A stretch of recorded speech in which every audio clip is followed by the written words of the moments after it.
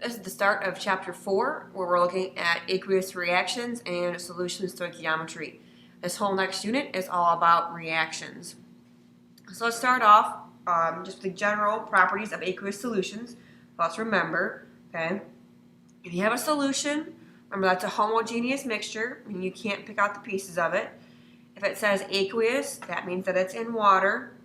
And then remember, we've got two parts to a solution. You have a solvent and you have a solute. So remembering here that solvent is the one in your greater amount that does the dissolving.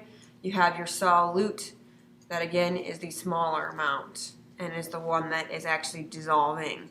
Okay. When we talk about electrolytic properties, ionic and molecular compounds, that just means we're talking about conducting electricity. Okay. An electrolyte. So if you ever hear that Gatorade has electrolytes or replaces your electrolytes, okay, these are solutions that form ions and are going to conduct electricity, electricity. All right, when we talk about electrolytes, there's a difference between an ionic and molecular compounds. Okay, ionic compounds will totally dissociate. Dissociate meaning dissolve, but in a more important term, dissociate meaning breaking apart. Salt breaks apart into Na plus and Cl minus. All right. Well, in an ionic solution here, or an ionic bond that's in a solution, your ions transport the flow of current and then conduct the electricity.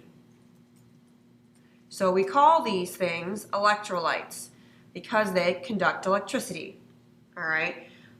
The more it dissolves, the more easily it dissolves and dissociates, the stronger the electrolyte. If it just kind of dissociates, not every single one breaks apart, that's a kind of a weak electrolyte. All right. When we have molecular compounds, okay, those are where we don't have any ions that are forming. Remember we talked about sugar. Okay, sugar is molecular, meaning a non-metal covalent bond. Okay, that one is not going to break apart into CH and O. It will stay together, and just the intermolecular forces break apart. So that means that we have no ions formed, okay, when a molecular dissolves. So moleculars might dissolve, but they do not dissociate. That means there is no transport of electricity. And so these are not electrolytes. Or we call them non-electrolytes, either way. Okay? So I'll look a little more closely here at a strong electrolyte and a weak electrolyte, like I just mentioned a second ago. Okay? Strong electrolytes conduct electricity. They tend to be single arrow reactions because they have no tendency to recombine into the molecule. All right? These are what we call strong acids and strong bases. So for example, this whole single arrow deal, okay, that means when I have NaCl, okay, and that breaks apart, I draw a single arrow to make Na plus and Cl minus. That means the reaction really just goes this way. Na plus and Cl minus don't gain anything out of going the opposite direction. If it did, I could have a double-headed arrow there. All right. Now if I look at a weak electrolyte, that means that these still conduct electricity, just not as well. It's a mixture of ions and unionized solution. Okay, so it's got some of the actual things still together and some of it now apart. All right, these are double arrow reactions. We're going to take a whole lot of time here coming up talking about those kinds of reactions because this is where we have equilibrium. Okay, in balance between the forward reaction and the reverse reaction. All right, these are weak electrolytes. These are going to be weak acids and bases. So for example here, you're going to have something that's going to look like acetic acid, which is HC2, H3O2.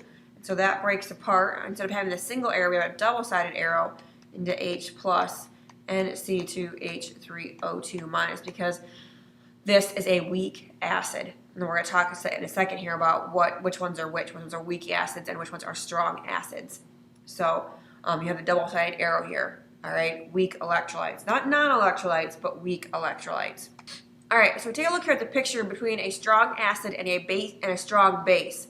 There are 7 strong acids. You just have to memorize them. Okay? They are HCl, HBr, and HI. So we have three halogens, and we have HClO3, HClO4, HNO3, and H2SO4. You have to memorize them. That's it. There's only 7 of them. Okay? We have a strong base. Okay, these are hydroxides, meaning OH. All right? The hydroxides of these guys here that make a B. All right? So this one first here is hydrogen. Obviously, hydrogen and hydroxide makes water, so that's not it. And we're looking at not beryllium and not magnesium. So it makes kind of a B here. You have calcium to lithium. That black there, if it has an OH after it, those are strong bases. Now, be careful to distinguish between dissolution and dissociation in regard to strong or weak electrolytes. For example, and this is another way to write acetic acid, okay, it dissolves completely but dissociates very slightly. It's a weak electrolyte. On the other hand, BaOH2 dissolves very little, but the amount that does dissolve dissociates completely. So BaOH2 is a strong electrolyte. So the question is, of the amount that actually dissolves, how much breaks apart or dissociates? So you got to look at how much these break apart. We're going to take, like I said, a whole 2 or 3 chapters looking at things that only slightly break apart and how much they break apart.